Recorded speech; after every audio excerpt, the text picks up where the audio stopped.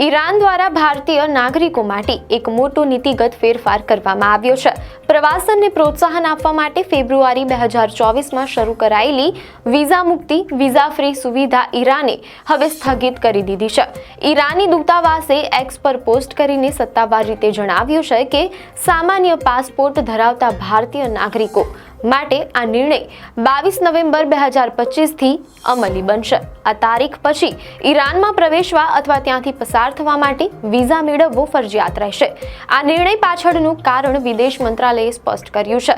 મંત્રાલયે જણાવ્યું કે ગુનાહિત તત્વો દ્વારા આ વિઝા મુક્તિ સુવિધાનો દુરુપયોગ કરવામાં આવતો હતો। એજન્ટો દ્વારા ખોટા વચનો આપીને ભારતીયોને ઈરાનમાં લલચાવવામાં આવતા હતા અને ત્યાં પહોંચ્યા બાદ તેમના અપહરણ અને ખંડણીની ઘટનાઓ બની હતી।